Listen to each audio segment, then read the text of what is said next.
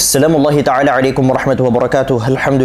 Alhamdulillahi rabbil alamin. Wassalatu wassalamu ala ashrafil anbiya'i wal mursalin Sayyidina wa nabina maulana Muhammadin bil qasimil amin wa ala alihi wa sahbihi ajma'in. Subhanaka la ilma lana illa ma 'allamtana innaka antal alimul hakim. Qala al-mu'allif rahimahullahu ta'ala wa nafa'ana bihi wa bi'ulumihi fid dharain amin. Faslun fi fara'idit tayammum. Fasal dalam pembahasan mengenai fardu-fardu atau kewajiban-kewajiban seseorang saat bertayammum. Kita sebut ya sifatu at-tayammum ya, atau arkanut tayammum, rukun-rukun tayammum. Sehingga wajib bagi seseorang yang hendak bertayammum untuk melaksanakan hal-hal yang akan kita sebutkan. Namun sebelum melaksanakan kelima perkara yang akan kita sebutkan sekarang, diwajibkan bagi teman-teman sekarang untuk mengetahui apa saja syarat-syarat yang harus dilakukan sebelum melakukan kelima perkara ini. Kebetulan ada di episode sebelumnya. Furudu tayammumi khamsatun. Adapun fardu-fardunya tayammum itu ada 5. Ya, apa saja di antara 5 itu? Yang pertama, al-awwalu naqlu turabi. Yang pertama adalah memindahkan debu. Ya, proses pemindahan debu yang sudah diniatkan tadi, yang sudah ditentukan tadi itu dilakukan dengan 2 kali perpindahan, ya. Tidak boleh 1 kali. Tidak boleh 1 kali. Karena kalau misal 1 kali, selain agak susah untuk dilakukan, itu tidak sah menurut madhab kita, ya. Yang penting harus ada 2 kali perpindahan abu. Dan tidak wajib urut udah, nggak usah kita perinci lebih dalam, nanti teman-teman makin bingung. Insya Allah nantilah. Ats-tsani niyatu. Yang kedua adalah niat. Niat harus dilakukan saat memindahkan debu yang sudah diniati tadi, yang sudah dimaksudkan tadi itu. Dan niatnya harus terus bersambung dari awal dia memindahkan debu tadi itu sampai selesai di akhir nanti. Sampai selesai di akhir nanti. Apakah dia harus mengingat full? Pokoknya saya harus tidak boleh keluar dari pikiran saya kecuali niat tayammum. Jawabannya tidak. Jawabannya tidak. Kenapa? Asalkan teman-teman tidak niat membatalkannya, itu sudah cukup. Karena nanti ada yang disebut sebagai istishabun niyah. Istishabun niyah hukman atau dzukri, ya. Ya, hukman atau dzukri, ya. Asalkan teman-teman tidak niat membatalkan tayammum, itu sudah cukup. Dan niat dalam tayammum itu ada 3 fase. Pertama, niat fardu ain. Niat fardu ain atau tawaf. Niat fardu ain atau tawaf. Fardu ain seperti zuhur, asar, maghrib, isya, ya, dan sebagainya. Atau tawaf. Kemudian niat level 2, yaitu niat fardu kifayah seperti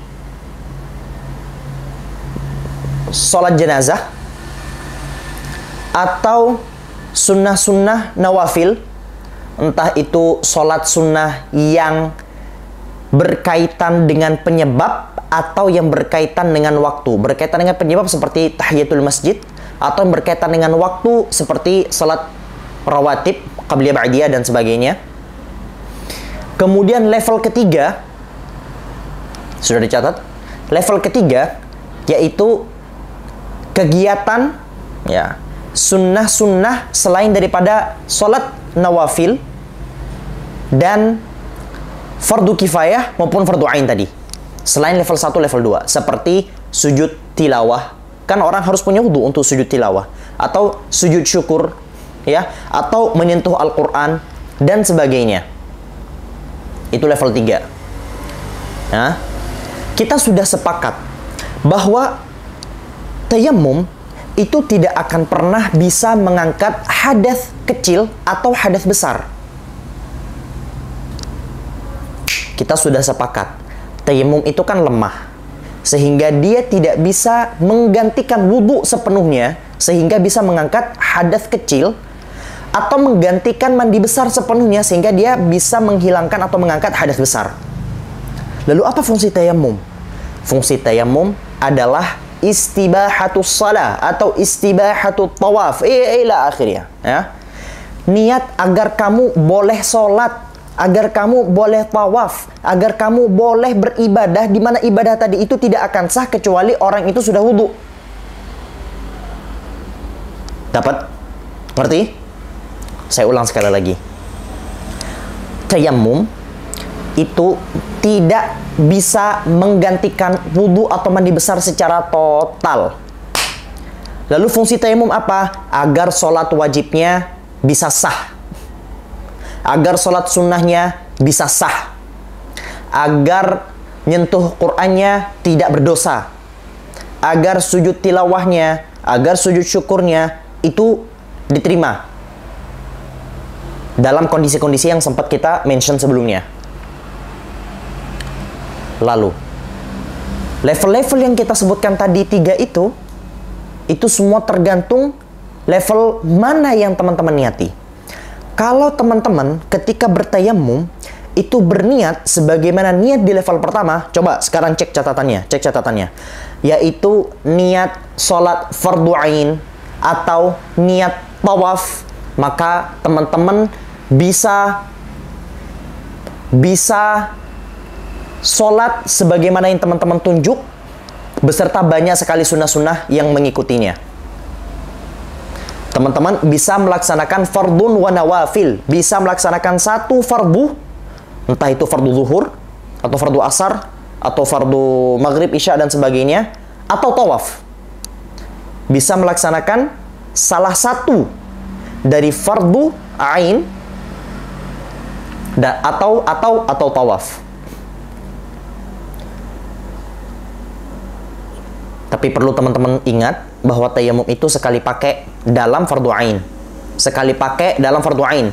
Jadi kalau teman-teman sudah bertayammum untuk zuhur, nanti sholat asar tayammum lagi. Walaupun nggak batal, walaupun nggak kentut, tetap. Nanti sholat asar tayammum lagi, sholat maghrib tayammum lagi, sholat isya tayammum lagi. Sekarang pertanyaannya, muncul pertanyaan di level pertama. Kalau semisal saya tadi itu ketika bertayammum, saya niat istibahata salatil zuhri. Saya niat agar saya boleh sholat zuhur. Tapi saya mau pakai tayammum ini untuk tawaf. Boleh. Saya niat tadi itu untuk tayammum biar bisa dipakai sholat zuhur, tapi saya pakai buat sholat asar. Boleh, tidak masalah. Itu level pertama. Dan wudhunya tadi itu selain bisa dipakai untuk satu fardu, bisa dipakai untuk semua macam sunnah-sunnah yang kita sebut di level 2 dan level 3 tadi. Atau fardu kifayah di level 2 tadi. Oke? Fahimtum? Oke, itu baru level pertama. Kalau teman-teman berniat tayammum dengan hal-hal yang kita sebutkan tadi di awal di level kedua, yaitu fardu kifayah, mandi, sholat jenazah, atau sunnah-sunnah nawafil, entah itu yang berkaitan dengan penyebab atau berkaitan dengan waktu, maka teman-teman boleh melaksanakan semua sunnah-sunnah yang ada di level 2 dan di level 3. Tapi teman-teman tidak bisa memakai tayammum tadi itu untuk sholat fardu ain atau tawaf. Fahim Tom? Kalau teman-teman niat tayammum untuk hal-hal yang kita sebutkan tadi di level 3, seperti sujud tilawah, atau sujud syukur, atau menyentuh Al-Quran, atau dengan niatan membawa Al-Quran, maka teman-teman hanya boleh menggunakan tayammum tadi itu sebagai sarana diperbolehkannya semua macam sunnah-sunnah yang ada di level 3. Sedangkan level 2 dan level 1 tidak diperkenankan.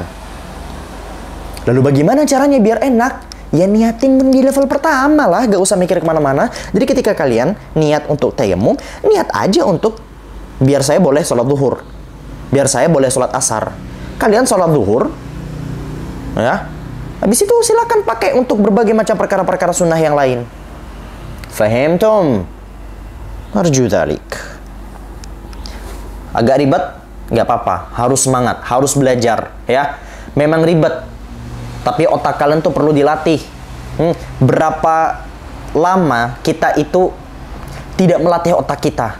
Akhirnya otaknya ini gampang baperan sama orang, nggak bisa mikir lebih dalam ketika sedang berbicara dengan orang lain. Berdiskusi dengan orang lain dibicarain orang mulu, nggak pernah dipakai untuk ilmu pengetahuan. Akhirnya otaknya nggak berkembang. Nah, makanya kita ini harus melatih otak kita dengan apa? Dengan banyak berpikir. Banyak berpikir dalam hal apa? Banyak berpikir pada tempatnya yang bermanfaat. Fahimtum? Ats-tsalitsu mas'ul wajhi. Adapun yang ketiga adalah mengusap wajah. Kita skip dulu karena nanti kita langsung praktek. Ar-rabi'u mas'ul yadaini ila al-mirfaqaini. Yang keempat adalah saya bilang membasuh tadi ya. Mengusap wajah.